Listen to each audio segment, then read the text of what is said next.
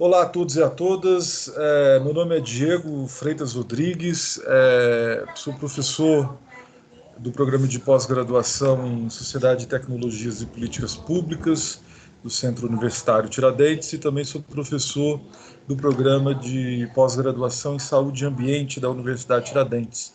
E sou um ex-coordenador de Comitê de Ética em Pesquisa. Então, a conversa de hoje, que envolve a primeira reunião de um grupo de estudo em bioética, gira em torno de um dos temas mais caros e talvez importantes dentro dessa discussão de ética e integridade em pesquisa, que são os riscos. Então, essa conversa ela vai ser uma conversa sobre riscos que possam existir na pesquisa científica. E o mais também tão importante quanto identificar os riscos é nós pensarmos a forma de minimizar esses riscos. Então, são dois aspectos absolutamente fundamentais dentro desse debate que a bioética traz e que é importante, muito importante reforçar, não está exclusivo ao campo das ciências da saúde, mas também as engenharias, as ciências sociais, ciências humanas e as ciências ambientais. Então, essa visão que eu quero trazer dentro aqui do que vamos debater nesse grupo de estudo é uma visão da bioética aplicada, eminentemente interdisciplinar e com uma capacidade de abraçar as mais diversas áreas que trazem pesquisas com uma diversidade também muito grande de riscos. Então, eu preparei essa conversa, esse bate-papo, esperando que tenha interações e principalmente dúvidas. Eu acho que o mais interessante dentro desse diálogo é que vocês tragam dúvidas sobre determinada pesquisa que vocês estão conduzindo ou têm interesse em conduzir, ou alguma coisa que tenha chamado a atenção de vocês e que vocês queiram trazer para essa conversa. Esse grupo vai se reunir de 15 em 15 dias, então ele vai ter essa regularidade, embora não queira uma coisa muito fechada, mas ele vai ter sempre essa finalidade de trazer as discussões conceituais, mas também com um nível de aplicação. Eu acho que isso é absolutamente fundamental, como eu já reforcei, quando nós vamos pensar em bioética e especialmente ética em pesquisa. Isso é um aspecto que eu considero imprescindível e que deveria ser abraçado nas mais diversas áreas. Acho que tinha que ser, como que eu posso dizer, assim como metodologia da pesquisa, ela é uma disciplina obrigatória e dependendo dos programas de mestrado, doutorado, você vai ter as disciplinas mais teóricas, respectivamente aos seus campos. Eu acho que a disciplina de ética e integridade em pesquisa, ela também deveria ser uma disciplina obrigatória. Obrigatória porque ela vai demandar uma reflexão por parte de quem está ministrando a disciplina, mas também uma reflexão de quem está ouvindo. E é uma disciplina que talvez eu seja suspeito para comentar, mas é uma disciplina que eu acho que tem uma capacidade de diálogo e uma necessidade de diálogo muito consistente. Por quê? Como ela tem um caráter fortemente prático, aplicado, ficar, por exemplo, apenas conjecturando as implicações de uma determinada resolução, e no caso do Brasil, nós vamos pensar sempre a partir do Conselho Nacional de Saúde, e depois pensando na CONEP, a Comissão Nacional de Ética em Pesquisa, e especificamente os comitês de ética em pesquisa. Então, pensando essa escala de instituições que pensam, regulam, regulamentam a ética em pesquisa no Brasil, e nós temos paralelos em outros lugares do mundo, mas aí vamos pensar especialmente aqui no Brasil, nós temos uma necessidade realmente de fazer com que o que é debatido nesse campo ele seja instrumental. E quando eu estou dizendo instrumental, é esse reforço que eu havia dito, de diálogo. Então, ou seja, uma demanda que o aluno, a aluna traz e que possibilite que a partir daquela demanda, uma dúvida, uma nova questão possa surgir, pensando essencialmente no que seria o objeto principal dessa preocupação, que é o participante da pesquisa. Então, eu vou fazer um apanhado um pouco geral do que são as orientações que guiam e orientam esse campo, e que por isso eu disse que ele é um campo o mais horizontal possível, ele é aberto e ele é inclusivo. Então, quando eu digo que ele é inclusivo, ele tem um caráter até normativo, ou seja, ele implica você reconhecer que qualquer pesquisa pode ter implicações éticas, e aí você pode lidar do ponto de vista da ética, pesquisas que vão interferir, vão causar alguma coisa e vão lidar com seres humanos, mas também com animais, outras espécies, né, não humanas, e isso é absolutamente, aí eu vou dizer que, na minha opinião, é fascinante. Fascinante pensar isso e como isso pode ter interfaces que muitas vezes hoje você não consegue ver, mas daqui uma semana, um mês, você consegue. E isso também tem um caráter que eu considero muito interessante, que possibilita um diálogo muito grande entre diversas esferas, que é desde o governo, é, desde as instituições de pesquisa, de ensino e pesquisa, mas também até a iniciativa privada. Então, muitas vezes pensar em ética em pesquisa, a indústria farmacêutica, etc. A gente tem boa literatura sobre como a indústria farmacêutica ela está fortemente presente nos debates bioéticos e principalmente no estabelecimento de parâmetros éticos em pesquisa. Então, hoje eu posso garantir para vocês que vivemos um grande laboratório bioético que envolve essa questão da pandemia do coronavírus e da Covid-19. Então, vocês devem acompanhar que vários institutos, centros de pesquisa, algumas empresas estão vamos colocar uma competição saudável em torno de uma busca de uma vacina para a Covid-19, e aí para que não desenvolva doença, né, no caso o coronavírus. E essa competição, eu estava até hoje conversando a respeito, ela tem um caráter que envolve a necessidade de transparência. E aí, aparentemente, das vacinas que estão sendo desenvolvidas, a produzida na Rússia, parece que ela é pole position, ela está na frente. Só que isso traz algumas implicações. A primeira pergunta que devemos fazer em casos como esse é qual o grau de transparência que existe no desenvolvimento dessa vacina. Isso é um aspecto absolutamente fundamental, porque algum estudo derivado dessa pesquisa, do desenvolvimento dessa vacina, já foi publicado. Isso é um aspecto absolutamente fundamental quando vamos pensar na produção da ciência. Então, a ciência ela demanda um nível de falseabilidade, ou seja, você tem que testar, você tem que ter uma hipótese que não necessariamente vai ser aquela hipótese que essa vacina vai atender o objetivo, que é impedir ou curar a doença, ou impedir que ela se desenvolva alguma coisa, alguma forma medicamentosa. Só que isso precisa ser avaliado pelos pares. E aí nós temos um grave problema quando pensamos nesse caso da Rússia, é que, diferente de outros centros que têm trabalhado de maneira mais transparente, como o caso da Fiocruz, em parceria com a Universidade de Oxford, o Instituto Butantan aqui em São Paulo, em parceria com o Instituto na China de pesquisa também, isso não tem acontecido com o caso da Rússia, a pouca transparência. Então, esse é o primeiro gancho que eu gostaria de passar aqui no grupo de estudo, é que quando nós vamos lidar com ética em pesquisa, e principalmente quando vamos pensar em riscos, esses riscos precisam estar muito bem discriminados e eles precisam ser transparentes. Isso não significa que riscos que não foram previstos originalmente pelo pesquisador ou a pesquisadora responsável não possam eventualmente surgir. Mas o que é importante é que esses riscos eles tenham sido, de alguma forma, pensados.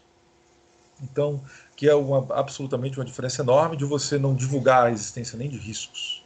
Você deixar todo um procedimento de um produto, que seja uma vacina, que vai ser um desfecho de algo, vai ter um desfecho X, e você deixa absolutamente pouco transparente, que vai também implicar em ser pouco responsivo aos participantes dessa pesquisa. As pessoas que, por exemplo, possam vir a fazer parte de uma amostra, elas vão ser participantes dessa pesquisa. E depois isso vai acabar afetando, a posteriori, caso esse medicamento, como fala em espanhol, essa medicina, né, ela consiga avançar e ter uma testagem em massa. O princípio da transparência e da responsividade, ele precisa preceder o desfecho.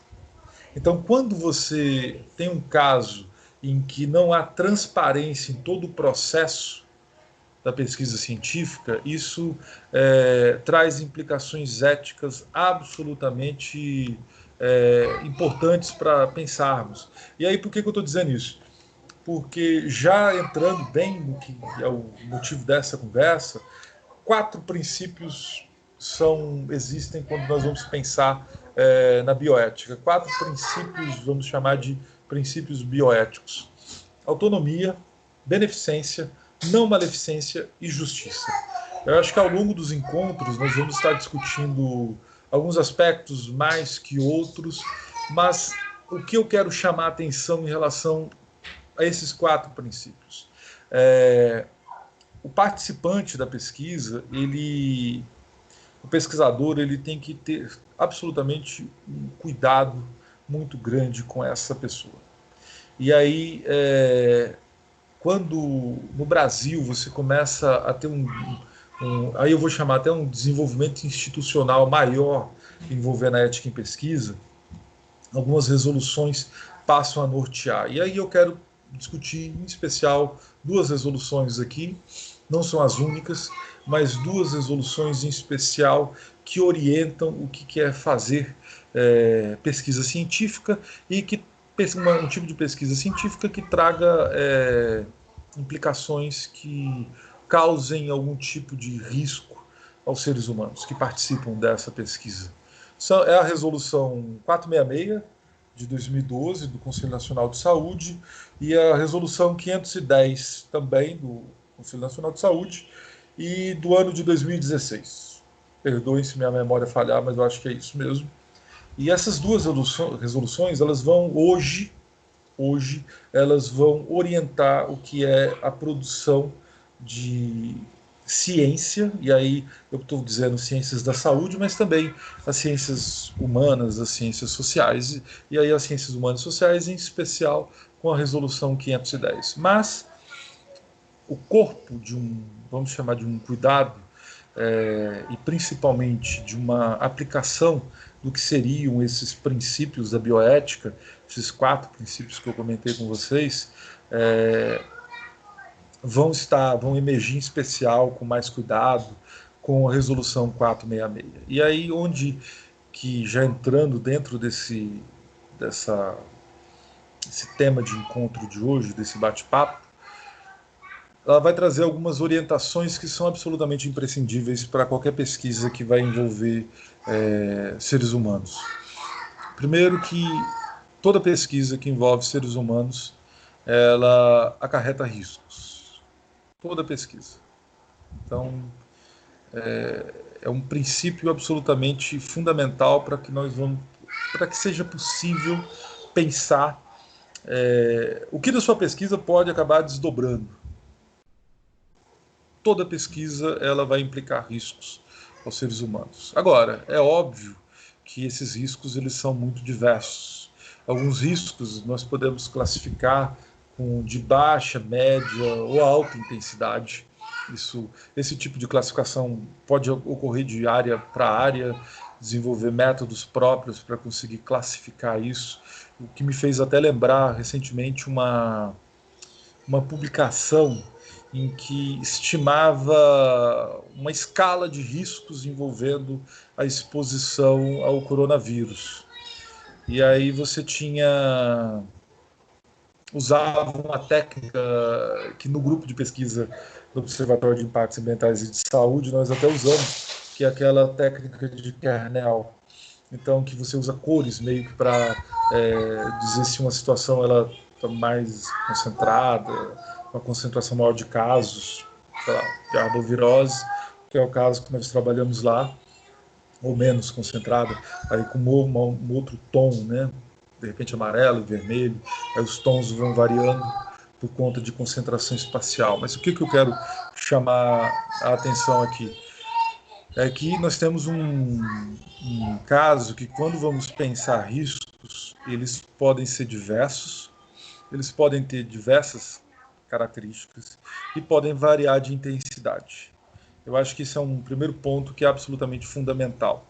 E como nós partimos do pressuposto de que o princípio é que toda pesquisa com seres humanos podem incorrer em riscos, nós temos que criar, nos antecipar, até ter o cuidado realmente de prever as formas que podemos encontrar de minimizar esses riscos.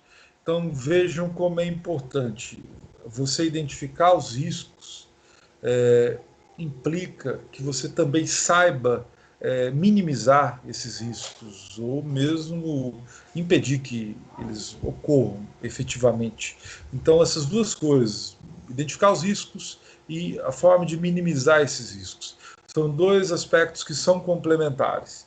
Tem um outro que aí a gente pode conversar em outro momento, que é tão difícil, porque muitas vezes nos documentos que são os comitês de ética em pesquisa pedem, que são o TCLE, que é o termo de consentimento livre e esclarecido, muitas vezes as pessoas têm dificuldade de identificar quais são os benefícios ao participante da pesquisa. Mas isso a gente conversa em outro encontro. Mas nesse encontro eu queria que ficasse restrito realmente a como pensar os riscos e a forma de minimizar esses riscos. Então, sabemos que todas as pesquisas que envolvem seres humanos vão implicar em riscos. Mas, Diego, aí uma primeira pergunta, alguém poderia fazer. No caso, eu não tenho. A minha pesquisa ela vai trabalhar, por exemplo, com prontuário. São, são dados que são chamados de dados secundários. Não há risco. Eu posso garantir que, sim, existem riscos. E aí você tem que pensar que você vai ter acesso a uma documentação que essa documentação pode vazar. Essa documentação de forma não intencional, levando em consideração que é não intencional, essa documentação, que esses dados, essas informações no prontuário podem acabar, por exemplo, ficando abertas e aí sendo usadas para uma finalidade não científica. Porque qual que é a sua preocupação? A sua preocupação é que, para você, por exemplo, solicitar prontuários X para a sua pesquisa, é para uma finalidade científica. Você não tem uma finalidade, por exemplo, assim, olha, eu estou solicitando esses prontuários porque a minha intenção é depois criar um banco de dados, desenvolver e vendê-lo para uma empresa para que ela entre em contato com essas pessoas e venda seu produto. É absolutamente distinto de uma finalidade científica que você quer, por exemplo, um caso, você quer identificar via prontuários quais são as regiões que mais foram acometidas, pessoas, por exemplo, foram infectadas pelo coronavírus, e onde desenvolveu-se mais a Covid-19. Então, objetivo. Você não tem um objetivo de pegar esses dados e vender para uma obtenção de lucro, porque isso implicaria numa questão ética seríssima. Então, aquela pessoa, aquele participante da pesquisa, ele pode, certamente se sentiria invadido de, por exemplo, estar um belo dia, não sei, tomando tereré e recebe uma ligação. Aí você, o que é isso? Não, é porque nós estamos com seus dados aqui, que obtivemos do hospital X, do centro Y tal. Eu falei, mas que é isso? Eu não, eu não permiti que os meus dados pessoais fossem utilizados para essa finalidade. Vejam como tem um caráter ético muito, como que eu posso dizer, muito sério. Então nós temos que ter esse cuidado de pensar realmente da nossa pesquisa científica, que muitas vezes nós temos ali como que eu posso dizer, até uma, não ingenuidade, mas nós temos um olhar que não tem essa finalidade e de repente pode ter um uso que não é um uso previsto. Então, e aí eu estou citando um caso específico que envolve dados que são chamados secundários. Agora, imaginem aí, quando nós devemos pensar os riscos, imagine quando é você que vai, por exemplo, fazer uma coleta, você vai ter contato pessoal com aquela pessoa, com o seu participante da pesquisa. Porque não devemos esquecer que a pessoa que está, e é o que regulamenta aqui no Brasil, do ponto de vista ético, a pesquisa científica, essa pesquisa ela é voluntária, a pessoa vai participar se quiser. E mesmo, e aí é uma coisa importante, mesmo que ela aceite de início, ela pode mudar de ideia. Ela pode sofrer, e é uma coisa que ocorre muito, e às vezes é minimizada a depender de quem está fazendo a pesquisa, quem está orientando a pesquisa, que o constrangimento ele é um tipo de risco que eu jamais usaria esse termo como pesquisador, um risco insignificante. Mas não, a depender do teu objeto de pesquisa e o que você vai inquirir daquele participante da pesquisa, o constrangimento ele pode ser fatal para a participação daquela pessoa. E aí você tem que pensar que forma você pode reduzir esse constrangimento.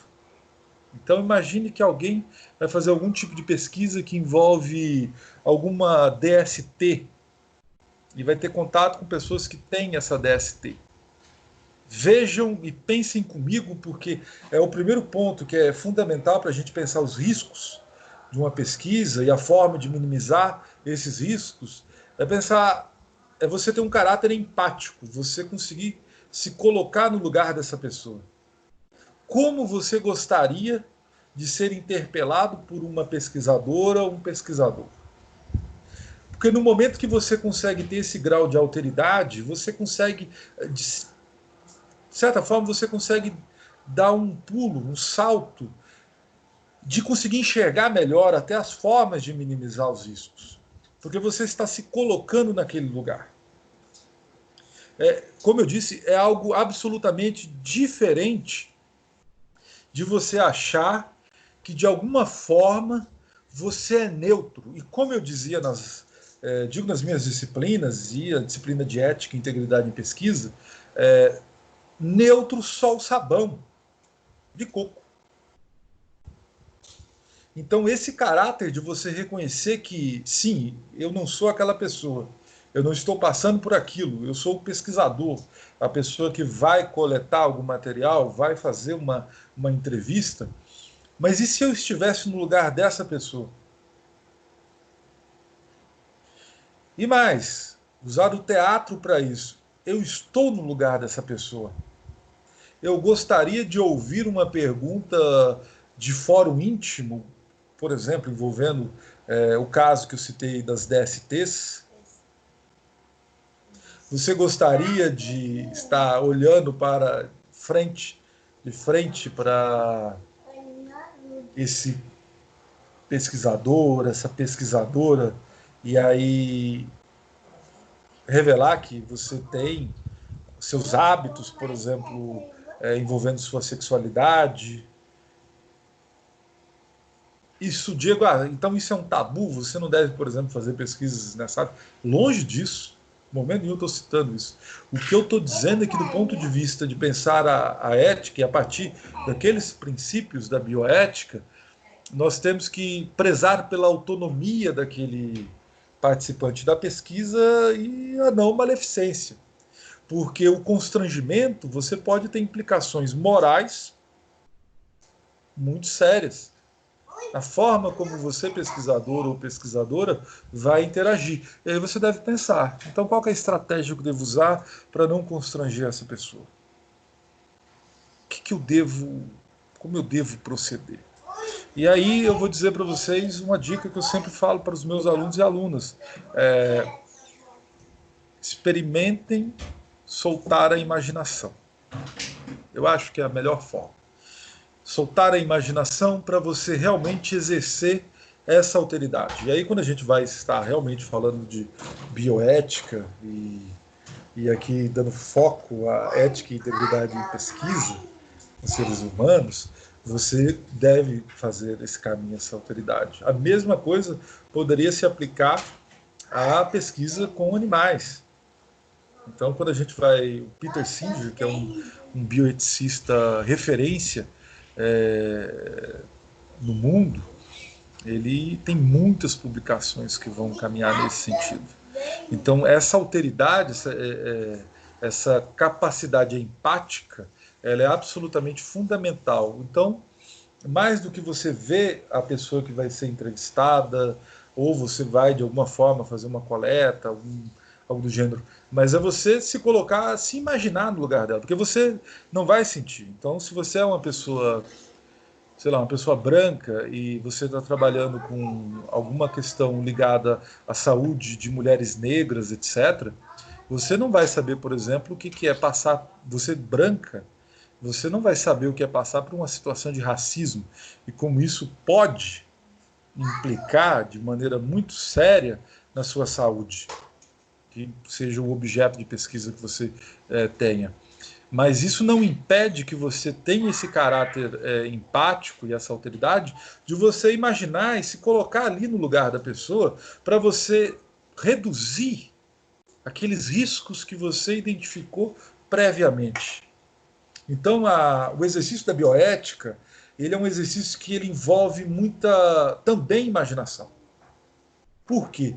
É uma capacidade, como são pesquisas, como eu disse desde o início, das mais diversas áreas e com os mais diversos enfoques, você ter a capacidade de conseguir transpor, pular muros que separam as áreas e você conseguir enxergar, então, assim, esse é o tipo de risco que minha pesquisa implica, isso é absolutamente fundamental. Pode demorar? Pode, claro. Mas dependendo da pesquisa, você pode ter um nível de dificuldade maior. Igual, por exemplo, vamos pensar nessa situação de risco, as entrevistas.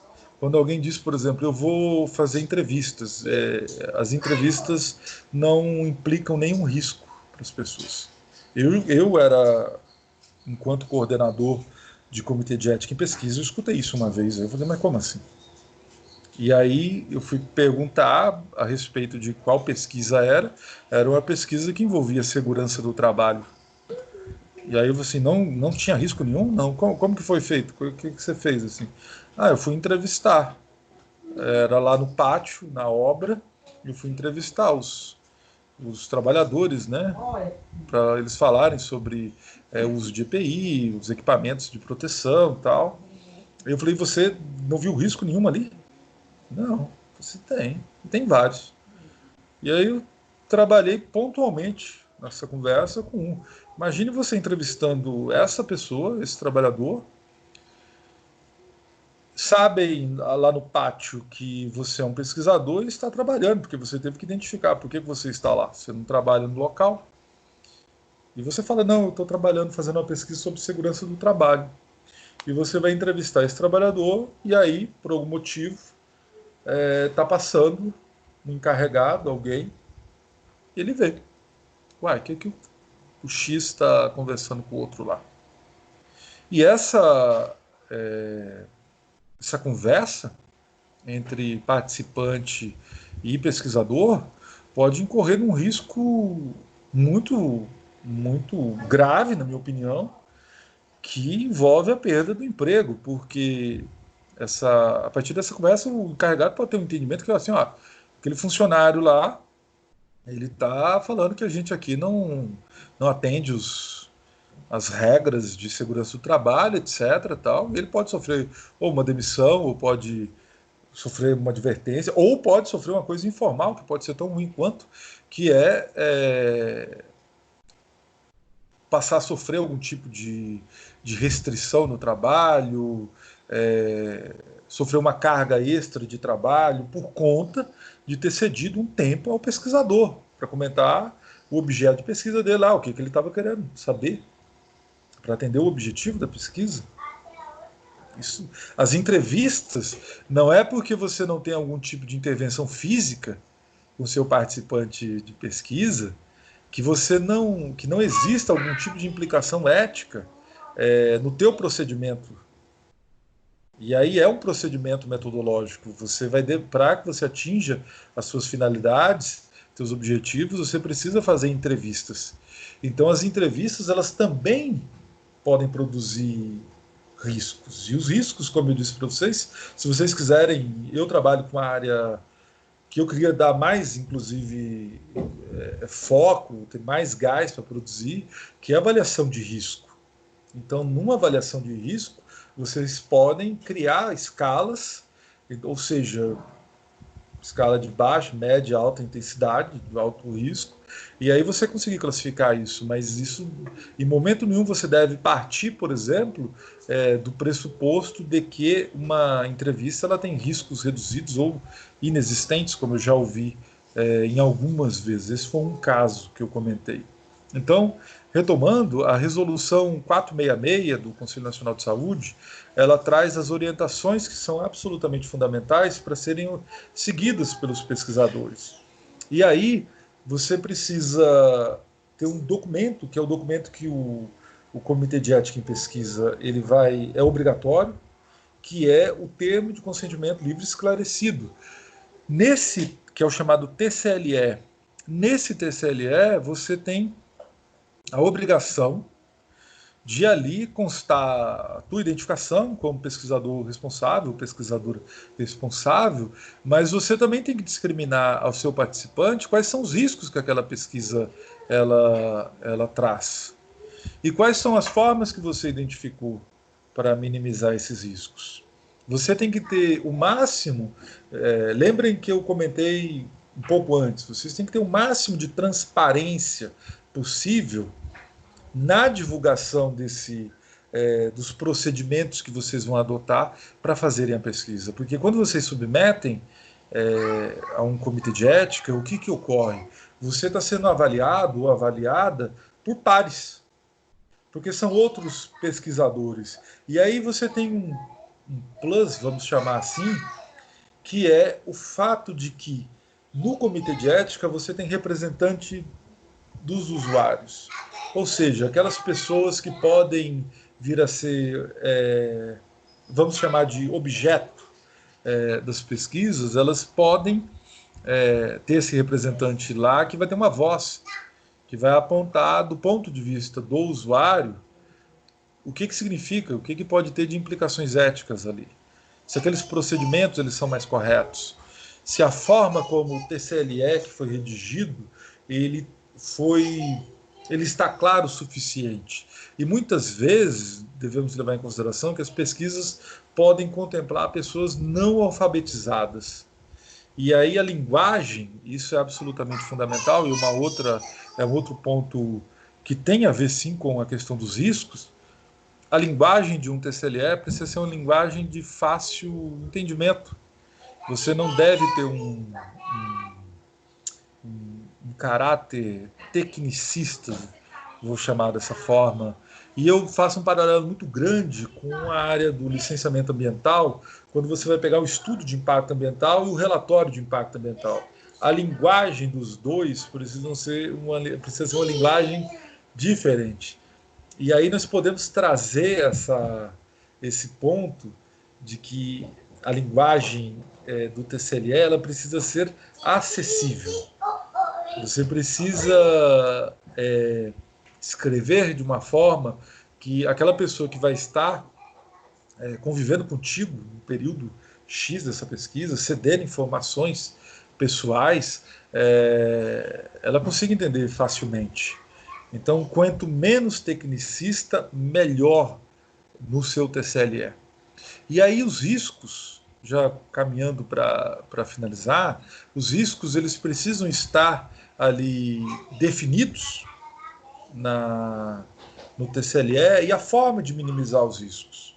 E aí o método que eu já comentei, que eu considero que é absolutamente fundamental, é você ter esse caráter empático, de realmente exercitar quase como se fosse um ator ou uma atriz e interpretar, se colocar no lugar e ver como uma determinada pergunta, um determinado procedimento, às vezes pode ser uma pesquisa que envolva você solicitar que a pessoa ela fique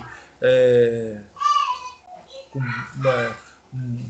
menos roupa, ou que invada de alguma forma o que nós poderíamos considerar como a privacidade dessa pessoa. E isso pode ser desde um prontuário, que aí você vai ter que ter autorização da instituição que é responsável por aqueles dados, mas você tem que ter esse cuidado em toda a gama, o espectro que vai envolver pesquisa com seres humanos. É óbvio que algumas pesquisas você pode pedir dispensa do TCLE, mas essa dispensa, quando vocês pensarem em uma situação dessa e ver isso aplicada, vocês vão ver que essa dispensa ela precisa estar muito bem justificada. Então, independente se você vai fazer uma pesquisa que vai usar o TCLE ou vai pedir a dispensa dele, isso precisa estar muito bem fundamentado.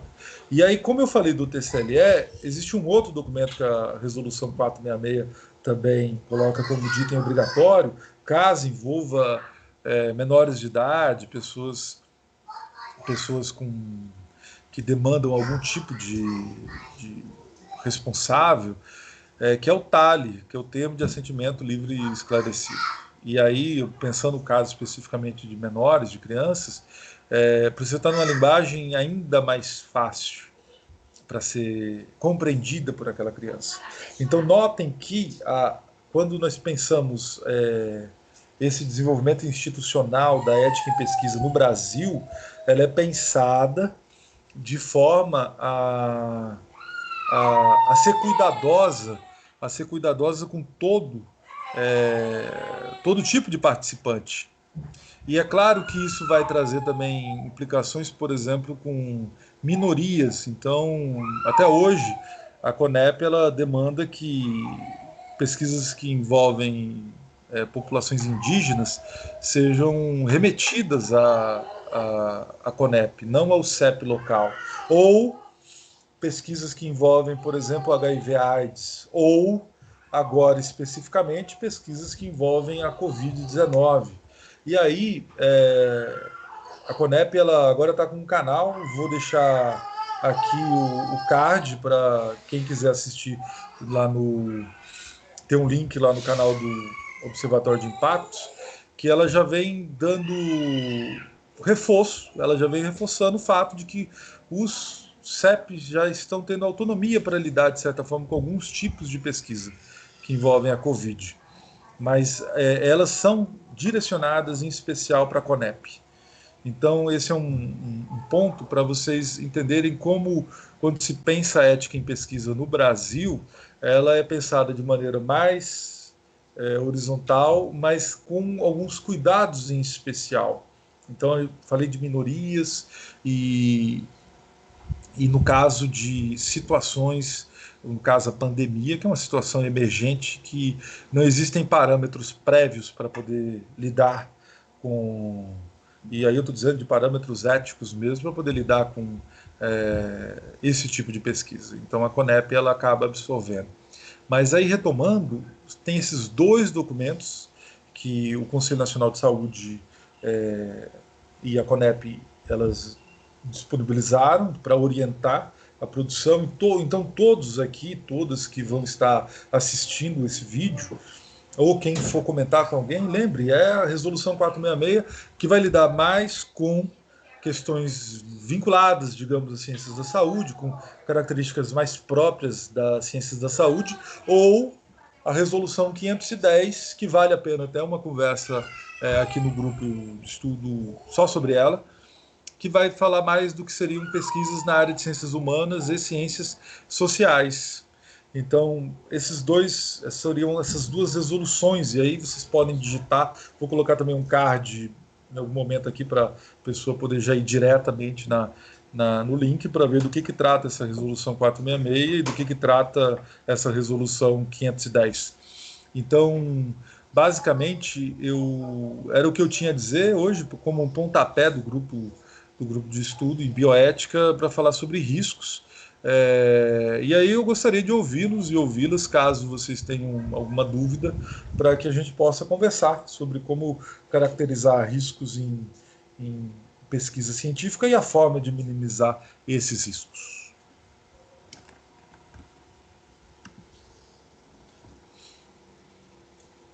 Alguém gostaria de comentar? Aí, caso não, eu vou encerrar aqui a gravação para poder encerrar e deixar depois lá no canal do YouTube e a gente poder conversar. Então, vou dar a dica, né? Assine o canal do Observatório de Impactos e faça os comentários, divulgue, compartilhe, que nós agradecemos profundamente. E aí eu vou me despedir com a frase de uma grande filósofa brasileira, Xuxa Meneghel. Foi muito bom estar com vocês, foi muito bom brincar com vocês, mas agora é beijinho, beijinho, tchau, tchau.